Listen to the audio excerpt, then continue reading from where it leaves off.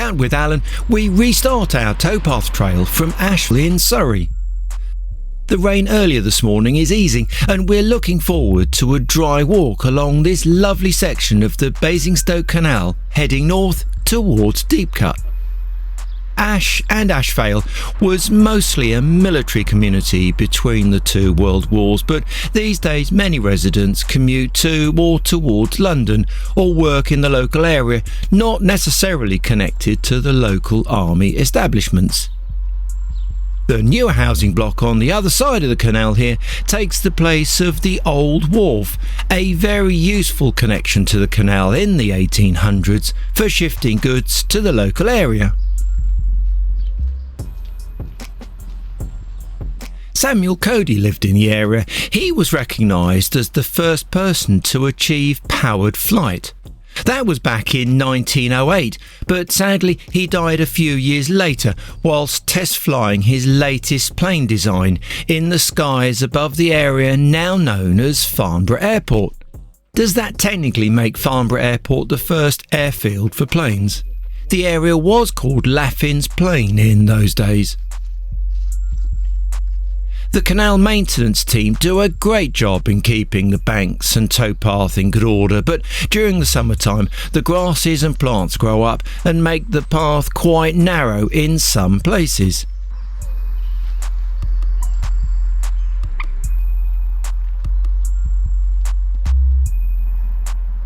Backing onto the far bank of the canal along here lies the ends of long gardens, some of which are beautifully kept and cared for.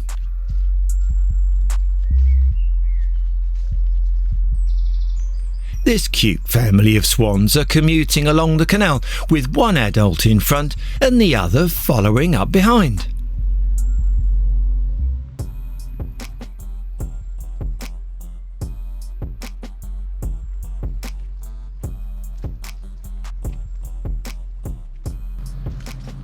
The Swan is a well-known pub in the area, but unfortunately we're too early to stop for a pint today.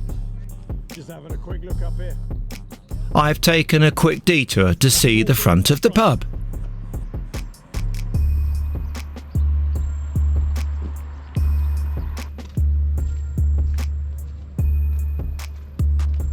The small road bridge here has an interesting design as there are lookout openings in the abutment wall on the towpath side. The canal dates back to a parliamentary agreement in 1778, but with the lack of funding, construction of the whole waterway from the Way navigation all the way through to Basingstoke was not completed until 1794. Water levels have always been low in the summer months, but with the volume of rain recently, the canal has remained open this year. This stretch of waterway is peaceful and unspoiled, probably very similar to how it looked back around the early 1800s. The canal opens up here to include a wide lake area called Greatbottom Flash. I'm not sure why the canal is so wide, but I assume there was little point in adding a bank to the side of the canal, and the extra volume of water included helps to regulate the height of water in the canal. The concrete block here has an inscription which describes how the army helped by adding 12,000 sandbags to strengthen the towpath bank during the canal restoration works in 1979. Yeah, it's an old barge. Yeah, it's definitely an old.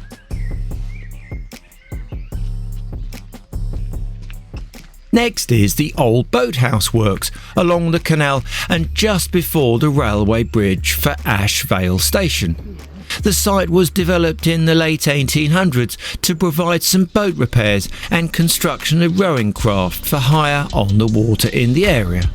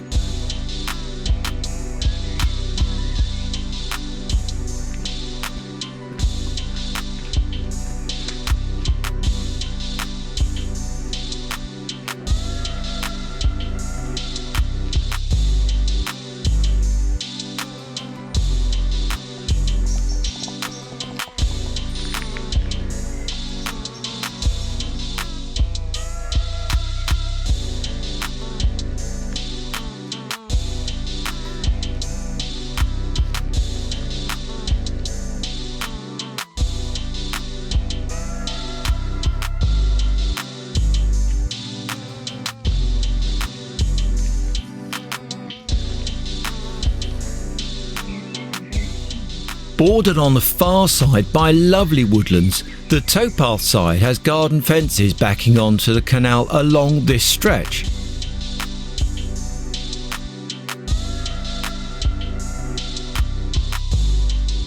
Mytchett Lake is another large area of water, but the fence line in the water keeps the canal boats and kayaks in the main through route of the canal.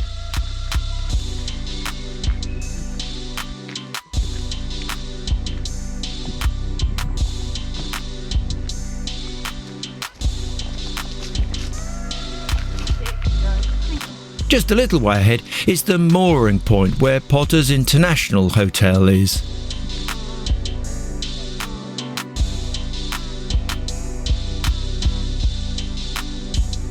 The railway line between Ash Vale and Camberley, which snakes its way up the eastern side of the Blackwater Valley, borders the canal just here, right alongside where the Canal Visitors Information Centre is.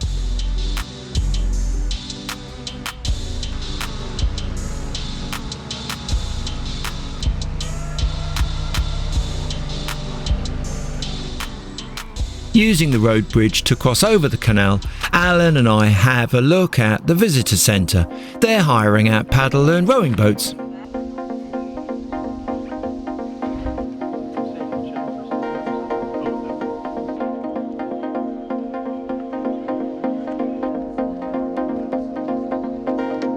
Inside the centre there's lots of information about the canal, and it's well worth taking some time out to carefully look around the displays. The large wall map includes the whole canal, and the old photos explain a little about the life of the canal workers back in the 1800s.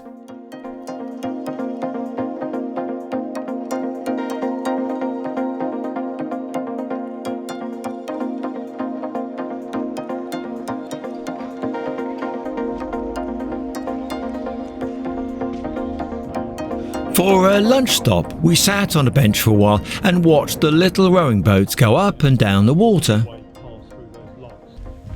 Keen to get as far as Deepcut today, we continued on over the little swing bridge to rejoin the towpath on the western side of the canal, next to the railway line.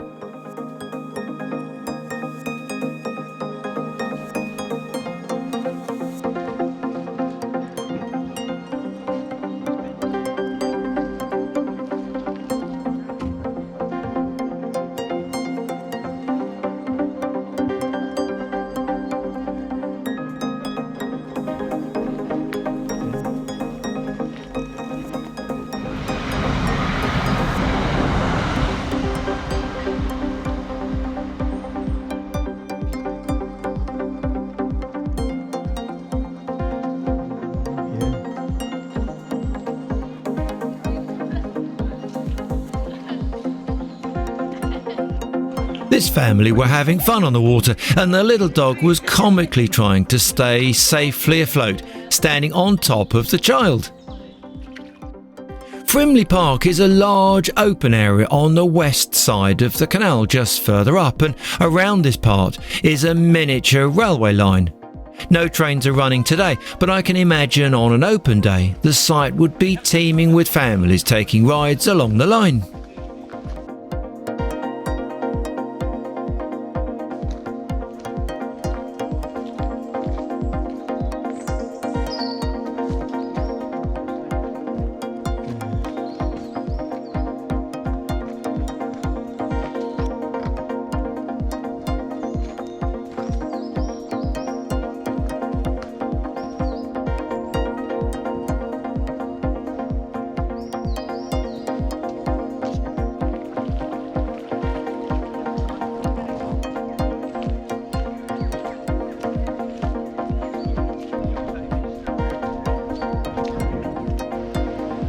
The canal towpath swaps sides here, using the road bridge just southeast of Frimley Green.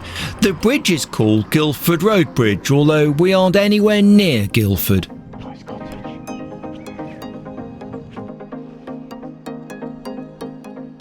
The main line from Waterloo down to Southampton crosses beneath the canal as the waterway curves right to head easterly towards Woking. The tracks are about 25 metres below the water in a deep railway cutting, leaving the canal to cross in a brick-arched aqueduct above. It's hard to work out how the railway was cut through the land here following the older construction of the canal.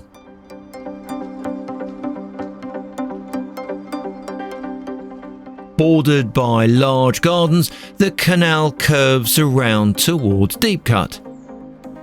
Home to the Army's Princess Royal Barracks since 1906, the area is named on an old OS map as Frimhurst, although I guess it now gets its name from the deep cutting needed to navigate the canal around from the Blackwater Valley.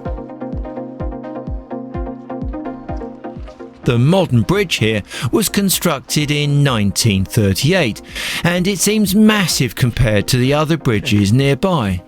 The road over the top is not on a main through route.